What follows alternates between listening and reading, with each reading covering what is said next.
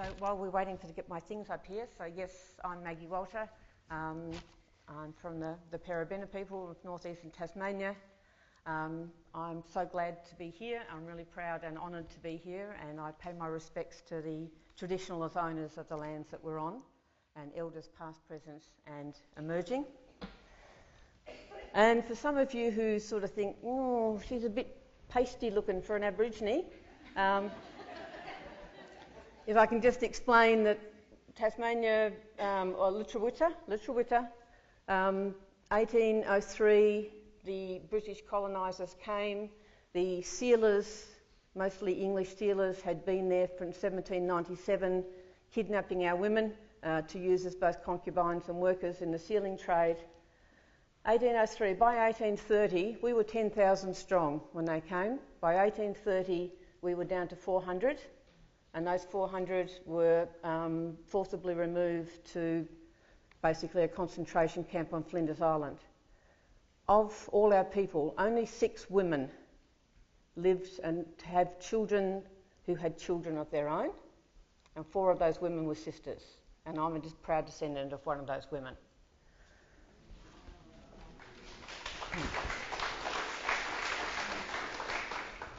And I'm wearing my traditional shells today, which is keeps me strong. Okay, so I'll put my glasses on, then I can see. Indigenous statistics. I'm just talking with Sean and saying, you know, a lot of people have said to me, and I'm sure there's nobody in this room that's going to say it, is that statistics and Indigenous methodologies don't mix. And I always say to them, well, weren't our people highly numerate? I think they were. They could calculate nearly anything. So why don't we do statistics? And that's... Oh, before I start I also want to pay acknowledgement to Chris Anderson, who is the co-author of the Indigenous statistics books as well. So Indigenous statistics and Indigenous statistics engagement are an absolute passion of mine, and as I'm getting older, I'm really, really keen that I encourage and facilitate and support Indigenous people across the world to really build Indigenous statistical skills. So if I Google, which I did, Native American statistics, this is the sort of thing that comes up. Okay? You've all seen this? So the question there, the thing is there that Sean was talking about storytelling and the relationship between storytelling and the audience. But the real question here is, who are the storytellers and who are the audience? And my contention is, with the Indigenous statistics as they are currently done, whether it's here in the US, whether it's in Canada, whether it's in New Zealand, whether it's in Norway, in the lands of the Sami people, whether it's in Australia, whether in Tasmania, both the audience and the storytellers are not us. So the story they tell is the story that they want to tell about us. And the story, the relationship, I call it an Indigenous free zone. So it's all about us, but it's completely without us. And so there's 2 core premises of what an Indigenous quantitative methodology is. And that is that the cultural framework, data content and control and content selection are the shapers of the story that Indigenous statistics tell. And that it's methodologies, not methods, that are producers of the Indigenous statistics and their narratives. Now, just to tell you a little bit more about me, so I grew up in a large Aboriginal family. I left school, I'm a school dropout. So for those of you who don't think they have the maths to do statistics, I got 8% for my grade 11 maths. I didn't go back to university until I was 30. I thought, well, why not wait till I've got a full-time job and a baby? No, I don't want to make it too easy. So I can remember sitting up in hospital with my second baby on the way, having been diagnosed with gestational diabetes, still working through my psychology stats book. 6 years part-time to do my first degree. So I reckon after that the PhD was a doddle. So anybody can do it. If you can add up, if you can take away, if you can multiply and you can divide, you can do statistics. And Indigenous data for this purposes are all data about Indigenous peoples, about our culture, our territories, our conditions, our way of being, everything. And just before I move on to looking a little bit more about, to tell you more about that narrative and who's telling it, this is my little portrayal of how we are positioned in our communities, or our societies rather, not our communities. So this is us in the middle.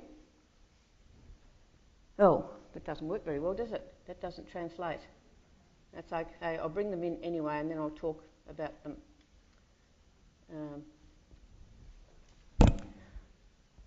So basically, these are all the things that are outside of us that control or constrain how we be.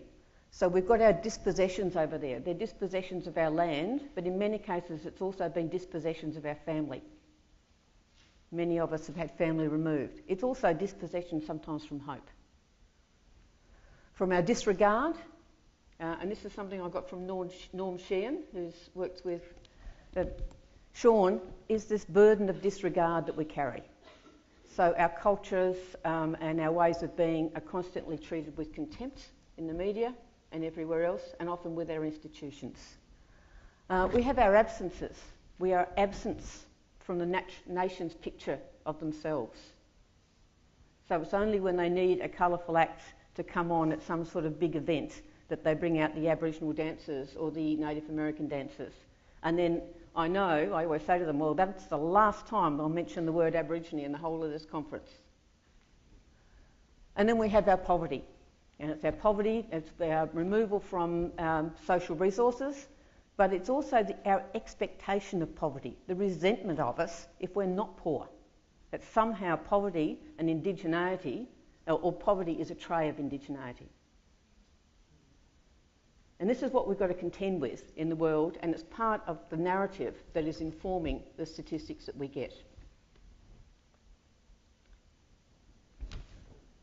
Okay. So the basic thing is that statistics are not neutral facts. They are presented as such, and that is their power. And that is their power against us, but it also can be our power for us. It's a bit of a Trojan horse.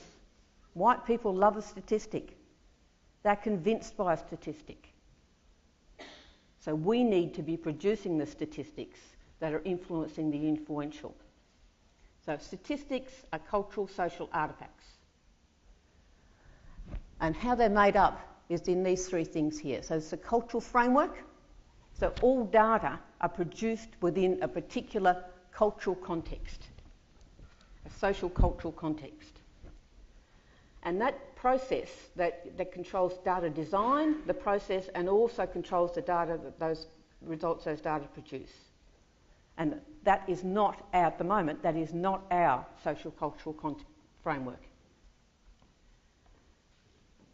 It's also about control. Who has the power to control the data design and the process? And also, they also control the results that the data produce. We are not in control, primarily. I'll give you a couple of examples where we are and what a difference that can make a little bit later on. The story that the data tell us are about the questions that the data asks. And if the data only asks certain sorts of questions, then that's only the story it can tell. And so who is choosing the topics that data are going to be collected on? And it's the choice of those topics that shape the narrative, and it's reflection of the priorities and the interests of those who control the data and the cultural social context in which those data are produced.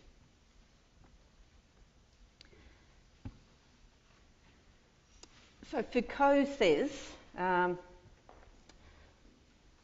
in discourse, and I would say that statistics are a form of discourse. A discourse is not only, the words not only describe, they actually create the reality of the things that they describe. And so in the data that are produced about us now, They tell a story, but they also tell us who we are and even what we can be, and they constrain us. And because we also have to rely on the data sometimes about us, because we have very little other sources, it can also shape our own understandings of ourselves.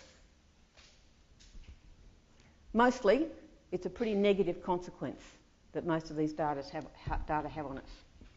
So I say these are the badder sins of Indigenous statistics.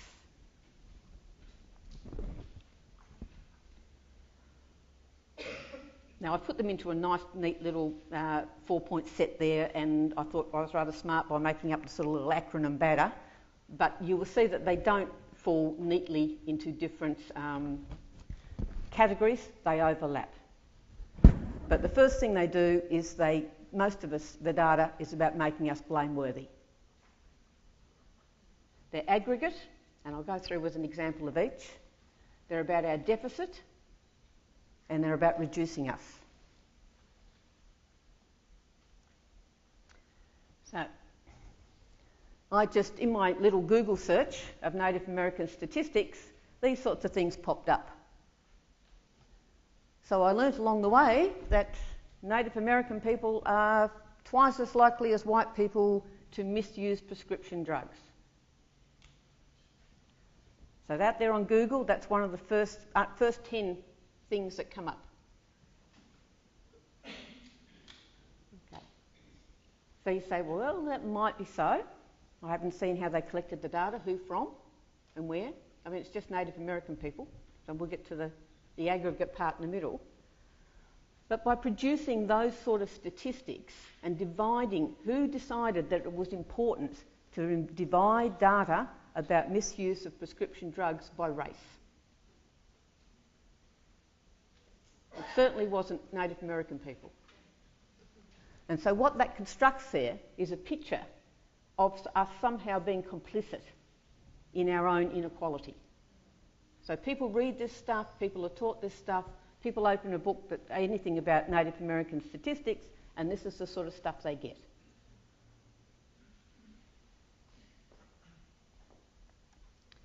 Aggregate. Okay, all the data that I looked off for Native American was always Native American - Alaskan Native as a whole single category, as an aggregate. These are data from Australia, but as you can see from the map, and I should point out that Tasmania is nearly missing off the bottom there, but fortunately just that little left-hand corner over there, that's my traditional country, still there. So you can see that there are more than 500 Aboriginal nations in Australia. And I know the same is true here, probably even more nations. And yet when these data are produced, it's always Aboriginal and Torres Strait Islander or Indigenous, because Aboriginal and Torres Strait Islander is too long for them to say and it doesn't fit neatly into a column. And what also interests me over there is the non-Indigenous. So the people who are not us are defined by the race that they are not. So they are never raced. It's only us. But you can see that this is just national data. 500 different nations, 75% of us are urban or regional, 25% live in remote communities. We all have different histories, we all have different colonial pasts, we all have different cultures and traditions. I'm Palawa, there's sort of Bundjalung, Bidjara, Yolngu, everywhere. We are reduced as aggregated here because it is convenient. But all this does is tell us that we're deficit, because you always have this orthodoxy of the dichotomy. So you have to have Indigenous data compared negatively to non-Indigenous data for it to make sense, evidently. You've got to compare it with normal people to make sense of our data.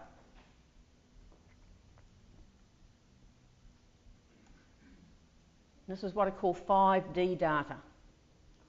So when I look for Native American statistics, that's all I got, the 5D data, which is deficit, different, about disparity, our disparity from normal people, our disadvantage, and our dysfunction. So somebody recently got in touch with me and they said, the Household Income and Labour Dynamics Survey, which is Australia's biggest longitudinal study, they said they've done some analysis on the household division of labour. And they found that Aboriginal people, when they broke it down by categories, had a different division of labour, and the division of labour in these families was more egalitarian than in many. And they said, where can I go to get some more data? Because the numbers in the Hilda data are too small to be statistically significant. I said, you can't. There is no data on how we do households. There is no data on how we do family. Why? Because it's not of interest to the people who are collecting and analysing and interpreting the data. And when I challenged the Hilda people, and I said, why did you only have 300 Aboriginal people out of 14,000? Why didn't you up the numbers to make it a decent sample? But even then, it would be aggregate. And they said, we didn't have the money. And I said, well, so you only had non-Indigenous dollars to do this survey, did you? They were all white dollars. They don't like me either. So again, you've got this dichotomy and then you've got this gap. So they have to produce the gap. And what these statistics never go on to do, they just describe. They never go on to say why. So it's as if by describing our disadvantage over and over again, they can reinforce to themselves that we are to blame for ourselves, for the position that we're in. And my last one is R, and this is the one I'm getting very excited about at the moment. We are not a predictor variable. So if somebody just plugs in indigeneity as an independent variable, looking at dependent variable, whether it's smoking, alcohol consumption, or all the other things, then they just get a straight Indigenous people are more likely to smoke. But indigeneity is a concept. So the term is just shorthand for this huge concept. It's about what it means to be an Indigenous person in this society, in this part of the country, in this place with this history, with which culture, with which traditions, etc., etc. If I did a full definition, it would take up 3 or 4 pages.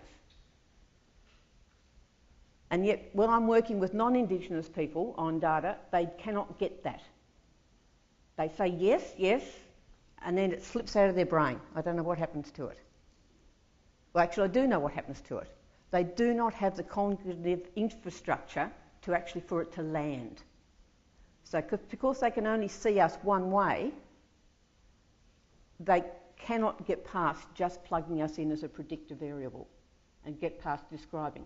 Because if they have to move to Y, then a whole different picture starts to open up. And they don't want to go there. So we'll talk about epistemologies of... People know about epistemologies of ignorance? Some people do, yeah. This is, I think, what's happening very clearly here. So I guess the points here is that statistics per se are not the problem. Statistics are just ways of reducing data down to numbers. It all depends on what data and how we reduce those data down and summarise them down to a number. So it's like qualitative work. All research is about summarising to a certain extent. A large, huge pile of data that we summarise down to make meaning of and to make sense of.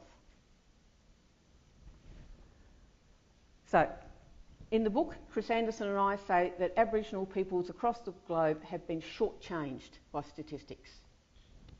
And more than that, we have been harmed by them up till now. But we can't just say, okay, we don't want anything to do with them, because nothing is going to stop these statistics being produced. So what we have to do is get in there and change the way they're done, and change the story into the story that we want to tell. And that is the capacity building is the key. So I'm a mean PhD supervisor, I'm even a mean boss. Nobody comes within my orbit these days before I send them off on a statistics course. Because I just think, well, it's really important for their future employment, but it's really important that we have more and more people who have statistical skills. so that we can get in there and argue, and we can say, I don't think so. No, that doesn't work for me. So I'll move on and have a look at methodology here. Now this is my definition of a methodology. And we'll work through it, but I want you to think of this in terms not of an Indigenous methodology, but a Western methodology. How does being a non-Indigenous person in a colonising First Nations state, such as the United States of America, Canada, Australia, New Zealand, Hawaii, how does the epistemological, axiological, ontological, social position frame how you understand Indigenous peoples and how Indigenous data should be done?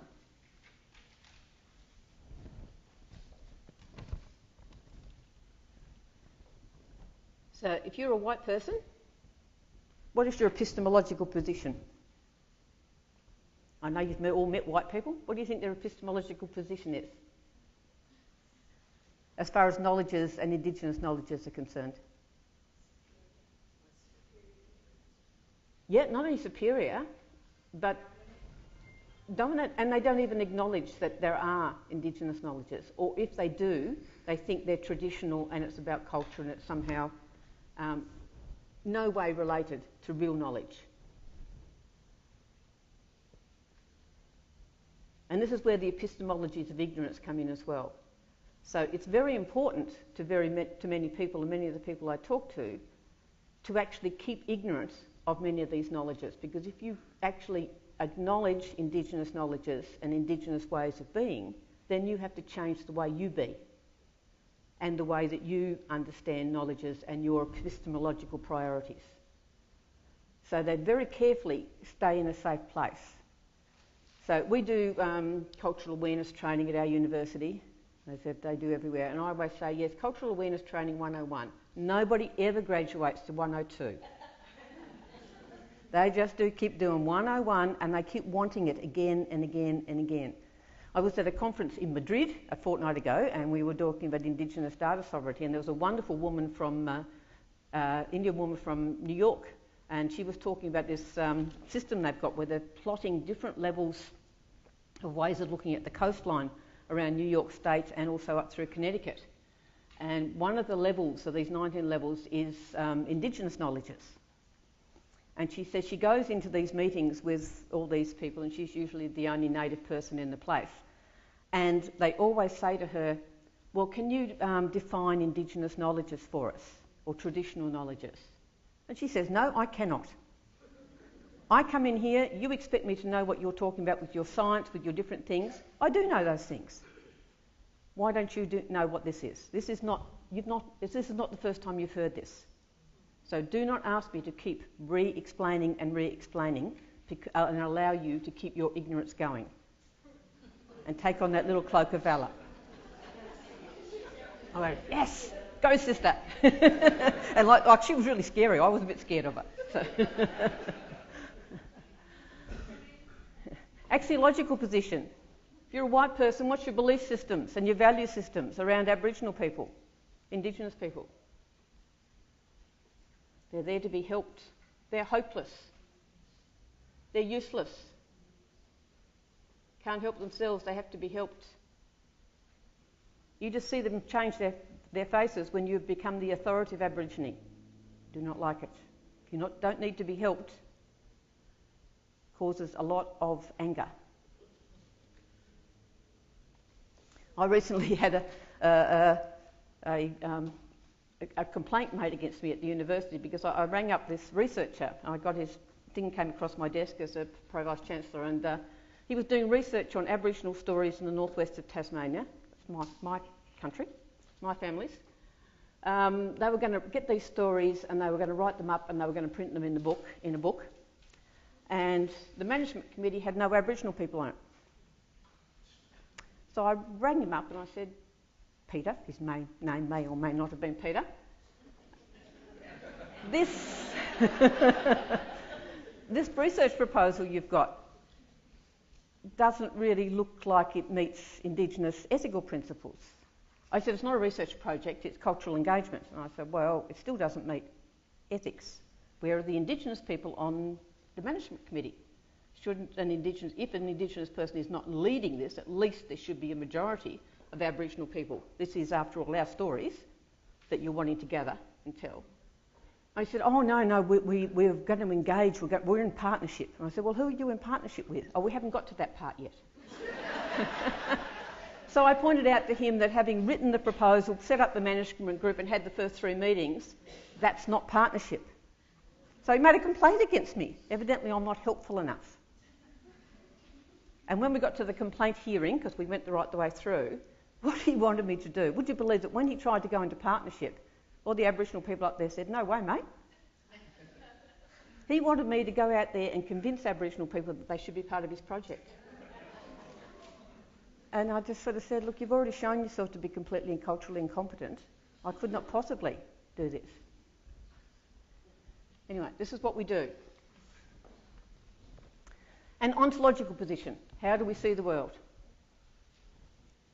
So, how do white people see us societally? What is our place in this society, in this country? Subhuman? Yep. Yep. Yep. Dysfunctional. A remnant of the past. Don't exist. Yep. Casino owners. I wish we had a casino in Australia. I'd love to. Yeah. In Canada, it's called the Indian problem. The Indian problem, indeed. So who gets blamed in the problem? The Indian. Okay. So is it any wonder, and then when you add in that social cultural position, because all these things feed in, that most of these people who are commissioning the research, the statistical research, collecting the data, designing it and analysing it, are all nice upper middle class white people from Sydney or Melbourne, usually went to a private school.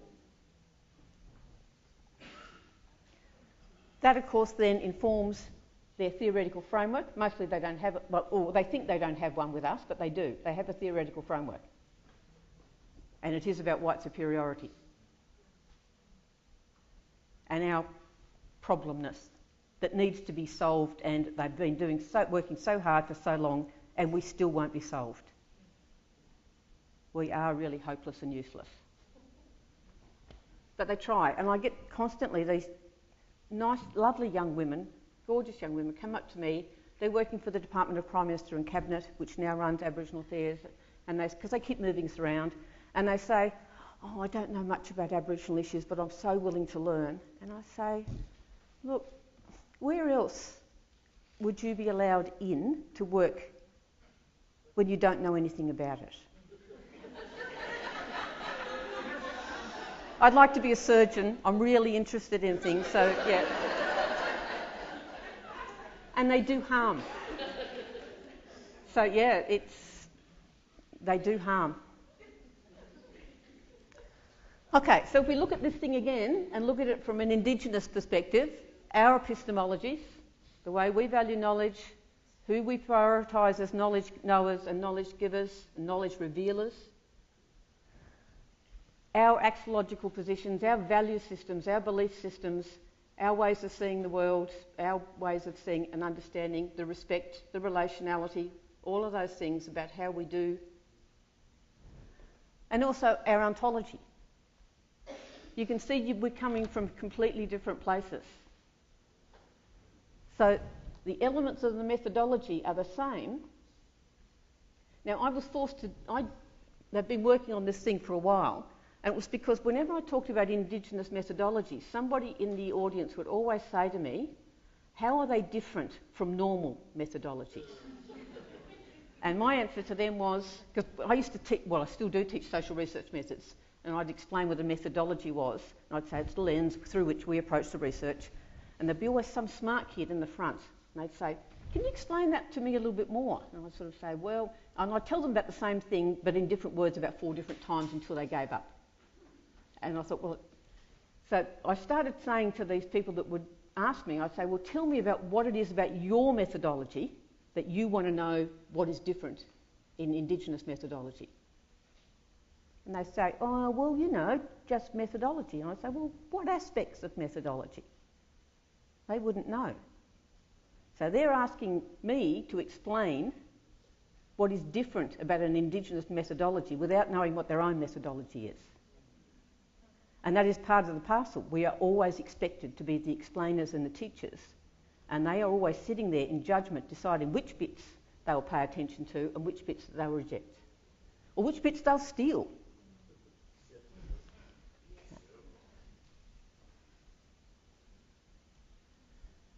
Okay, so if we want to change methodology, we need to change that cultural context in which the data are produced to reflect our cultural, social and political realities.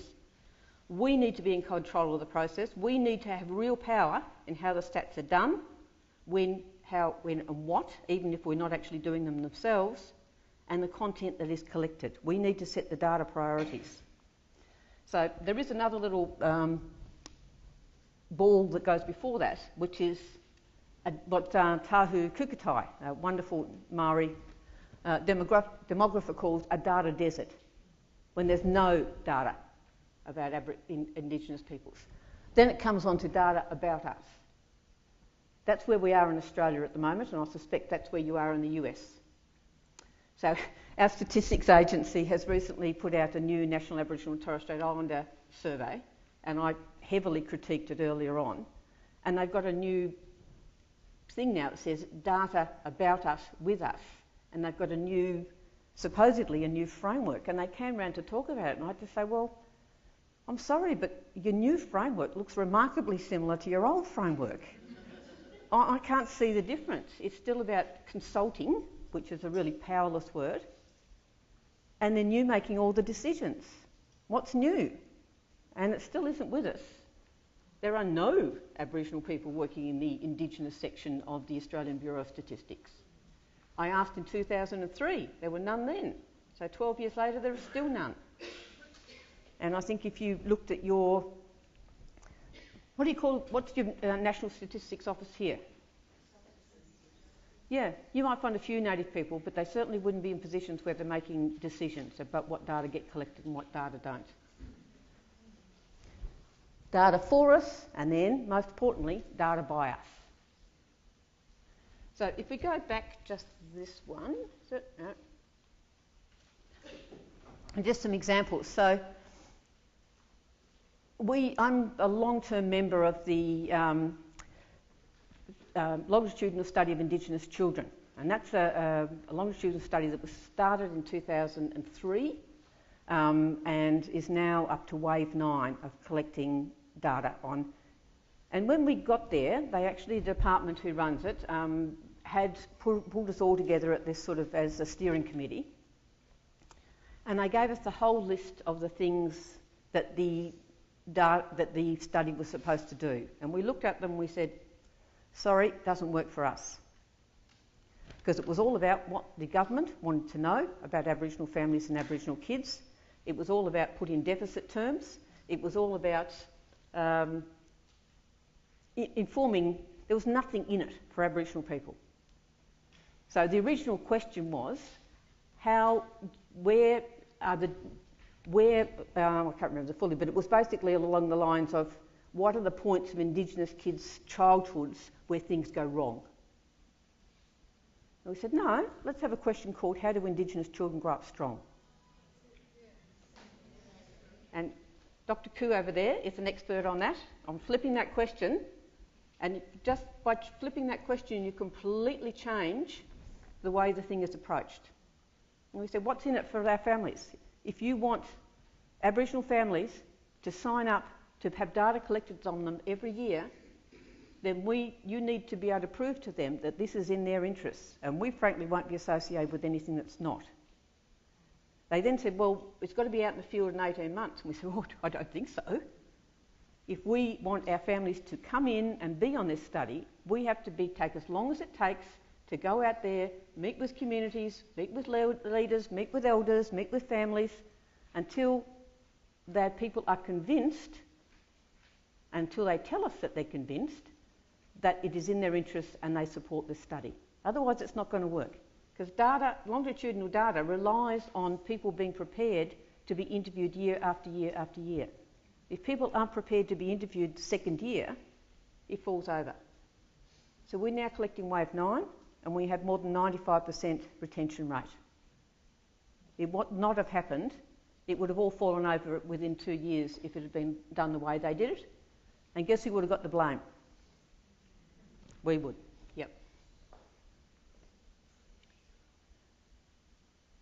So just to give you a little bit of an idea of what some data by us can look like.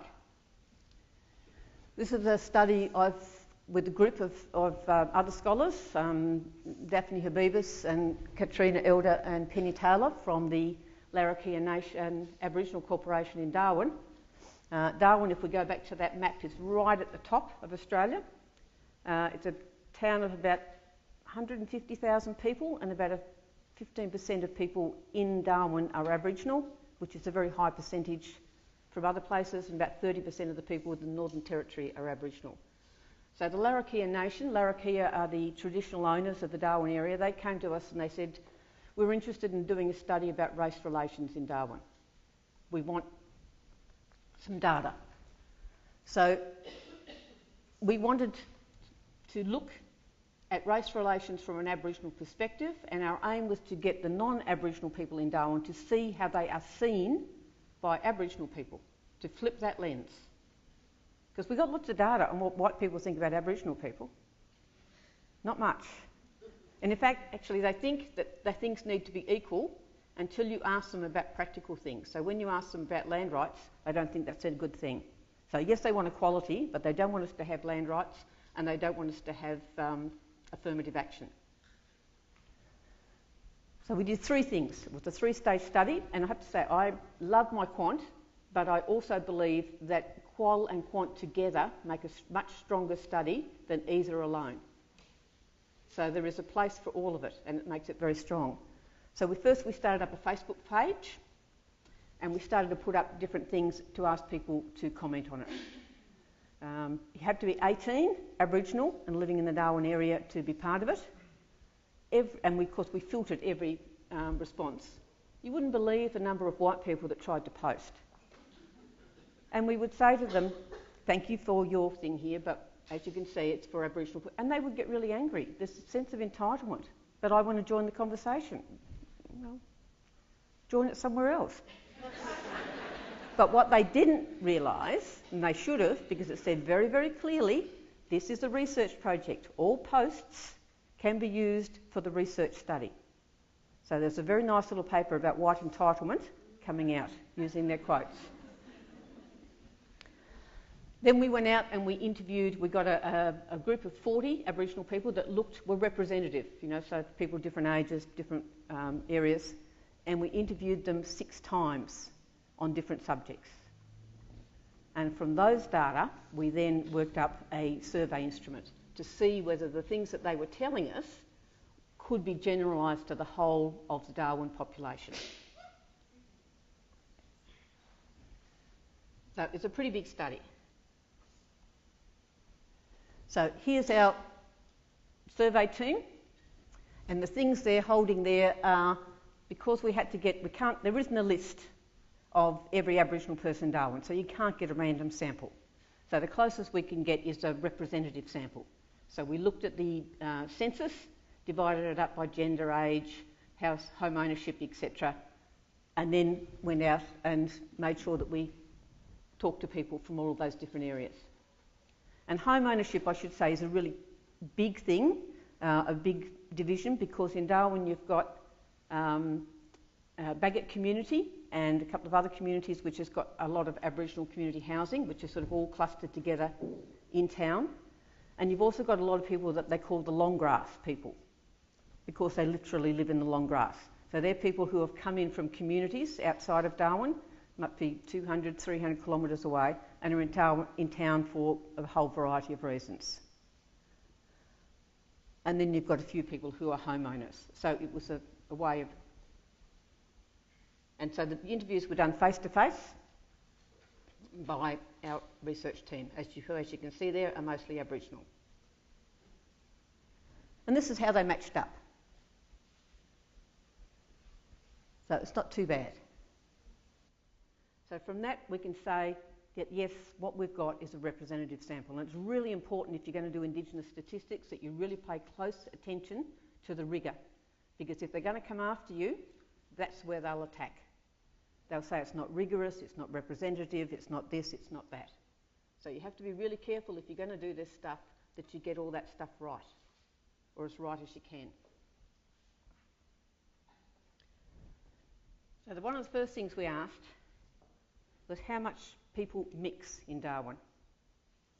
So our interviewees had told us that they often didn't mix much. And I'd sort of already done a question in a mainstream survey where I'd asked white people how much they mixed with Aboriginal people, and found that less than 10% of non-Indigenous Australians mix with Aboriginal people at all. Okay, so most of them didn't think that white people chose to be around Aboriginal people much, and they weren't. So we've got a city which is not officially segregated, but it is. Different people are living in different spaces and different places. And we asked them what they mix as friends, and then we asked what I thought was actually a very smart question because it worked really well. We asked them how often they'd been in the home of a white friend in the last 6 months. And that was almost zero. So friendship, yes, but they weren't close friendships. There's almost no difference by gender, but homeowners, people who owned their own home, reported that they had higher levels of interaction. So then we asked them about race relations, how they experienced race relations.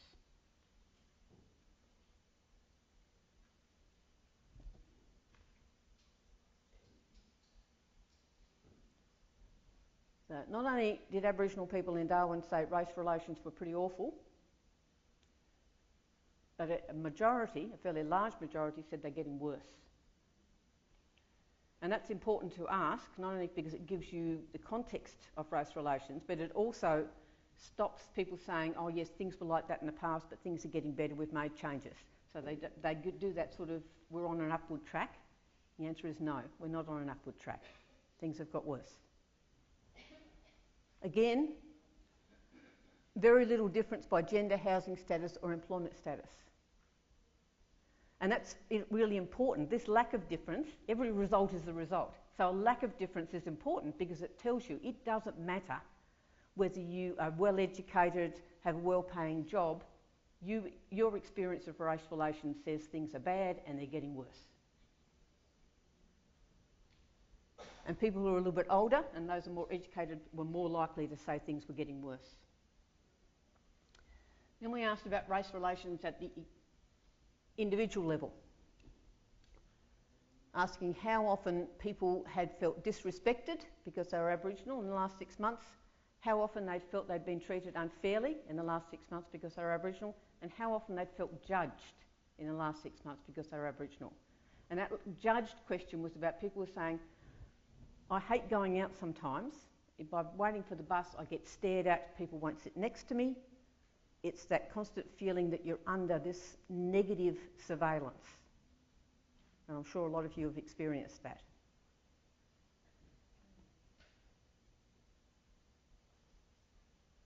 So again, more than 70% of those with a degree or above felt they'd been disrespected in the last 6 months because they were Aboriginal. So this is important because when you talk to non-Aboriginal people, when you say, why are things so negative towards Aboriginal people, they say, well, it's because they drink too much, they don't get educated, they leave school early, they do all these things.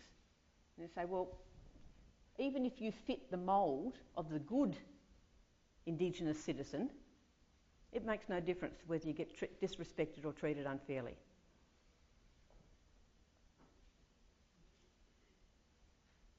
We asked about what perceptions of the legal and political systems people had.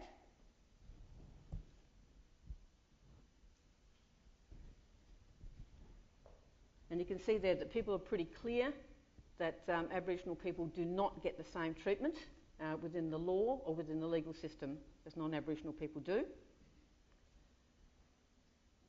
Interestingly, most people said yes, if it was a choice between traditional law, LORE, and Western law, traditional law would come first. But people still said they needed a white legal system to keep order.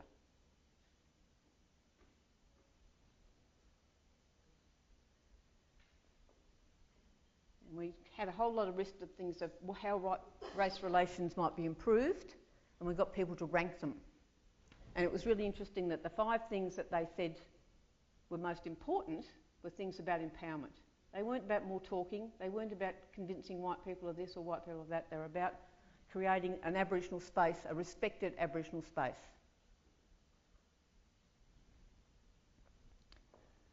Okay. So you can do quite powerful work if we are the ones asking the questions, shaping the questions, asking the overall questions. And that's where we need to be.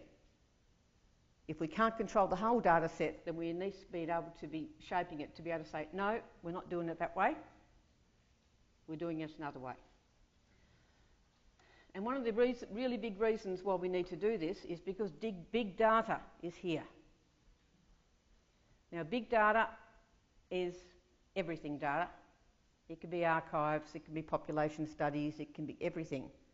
And the computational power is such now that you can combine data sets from a whole lot of different sources, match them to individuals, and create what people see as everything data.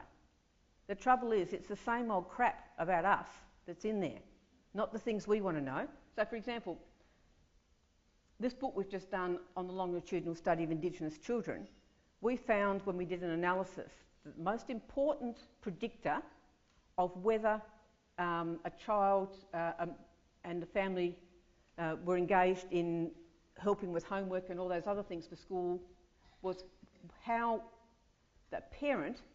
well the parent thought that the teacher understood the needs of Aboriginal families. But none of these things ask those sorts of questions. So if you don't ask the question, if it's not in the content, you can't get that answer. If you just keep poking. So big data is there and it's coming, well, it's here already. So there's talk now that they will no longer do a national census in Australia. It will be relied on Indigenous data, on big data. Matching data sets, administrative data sets, how often you go to the doctor, etc., pull it in. I'm involved in a big data project in the Northern Territory again with the Menzies, which is looking at Indigenous children's development, or children's development rather. And just this last week, myself and the other Indigenous chief investigator and the Aboriginal organisation that was involved had to put our waddies in the sand and say no. Because when we wrote this application, we said we were going to use Indigenous methodologies, we said we were going to get Indigenous perspectives, we said we were going to provide opportunities for Aboriginal students, we said we were going to do all these sorts of things, that Aboriginal voices would be clearly heard. We got the grant, and lo and behold, I didn't think it would happen to me at my age, I thought I was wiser. Having used their Aboriginal passport, they threw us in the back drawer. And they just wanted to do things standard as usual. So just last week we said no, and because we don't work with them, because I work with a different organisation, there's no power. And if I pull out, or my other CI pull out, the project falls over. $1.2 million goes down the drain. So we have the power there to actually make them do what they said they were going to do. That's all we want. Just do what you said you were going to do. So this is why we need to be in the space. Now just to finish up, I want to talk about Indigenous data sovereignty. So this is a growing global movement. You have a US chapter. It's a bit like a bikie group, isn't it? A chapter. The US chapter, which is based at the University of Arizona, which is Desi Rodriguez-Sloanbear and Stephanie Rainey and Andrew Martinez are the key people, but they're really widening it out.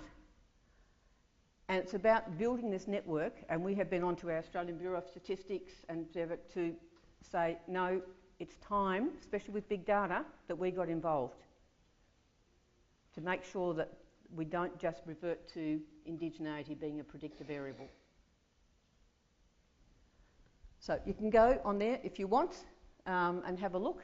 Join up if this is of interest to you, and the more people that are involved, the better. It's to give us some power and some negotiating power. And the New Zealand group, New Zealand chapter, have already changed what's happening in New Zealand, especially around the way the new statistics and the privacy statement are happening. They're already having an influence. Okay, that's my presentation. Thank you. Thank you.